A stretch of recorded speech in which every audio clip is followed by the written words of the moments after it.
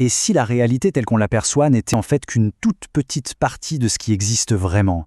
C'est une question vertigineuse, et c'est justement ce que soulève le concept du sublime, cher à l'auteur Robert Greene.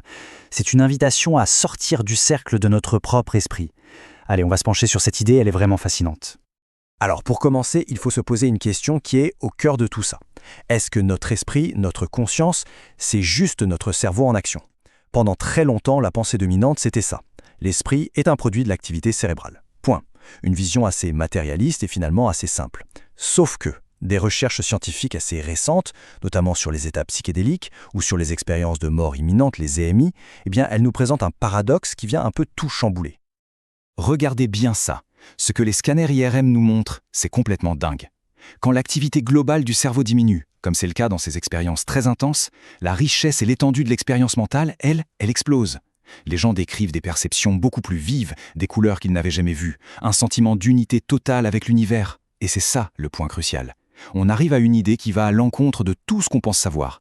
Et si le cerveau n'était pas le générateur de la conscience, mais plutôt une sorte de filtre, une valve réductrice qui limite notre perception pour nous aider à fonctionner au quotidien sans être complètement submergé d'informations?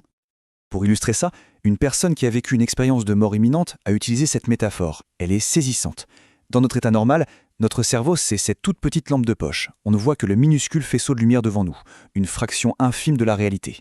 Mais pendant son EMI, c'était comme si quelqu'un avait allumé toutes les lumières de l'entrepôt d'un seul coup.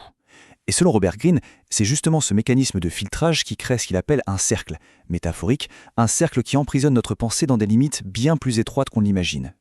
Cette citation, elle est parfaite pour comprendre comment la culture, notre langage, nos habitudes de tous les jours construisent des murs invisibles autour de notre perception. On a l'impression d'être libre, mais en réalité, nos schémas de pensée sont profondément conditionnés. Que la métaphore à la mode soit le théâtre, comme au XVIIIe siècle, ou l'ordinateur, comme aujourd'hui, le principe reste le même. Bon, la question qui se pose, c'est si on vit à l'intérieur de ce cercle, comment on fait pour en sortir? La réponse se trouve dans un concept ancien et très puissant, le sublime.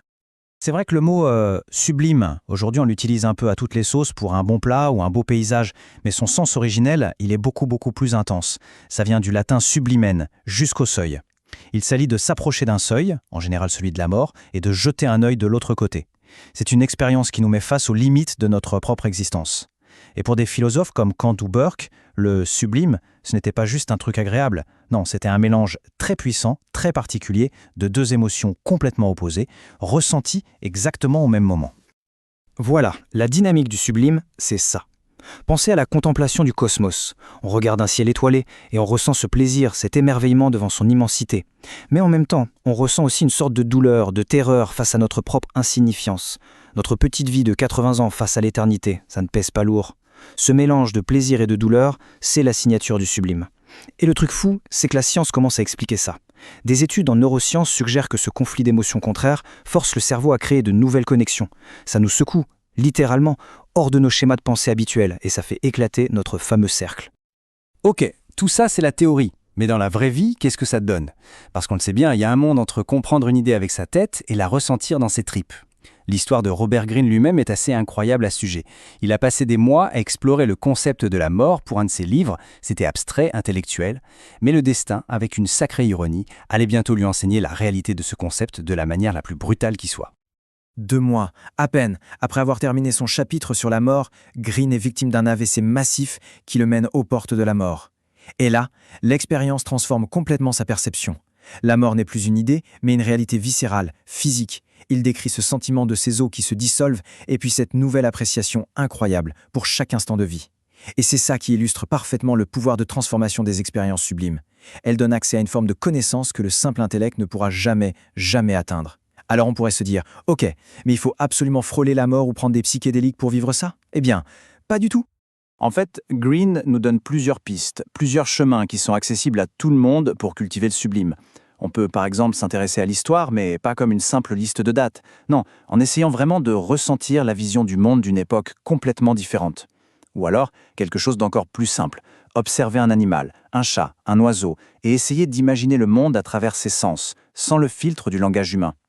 Un autre exemple que je trouve puissant, c'est de trouver le sacré dans le quotidien, comme le faisaient les Aztèques. Ils avaient une déesse des déchets et de la décomposition. Là où nous, on ne voit que de la saleté, du dégoût, eux, ils voyaient un cycle de vie, de transformation. C'est un renversement complet de nos valeurs, une façon de voir le monde avec un regard totalement neuf. Ce qu'il faut retenir, c'est que chacune de ces pratiques, c'est avant tout un choix. C'est un acte volontaire pour se libérer d'une pensée rigide, réductrice, et pour enfin embrasser le mystère profond de la réalité. Et au passage, élargir un peu le cercle de notre esprit. Au final, la vraie question n'est pas de savoir si ces expériences sont possibles ou non.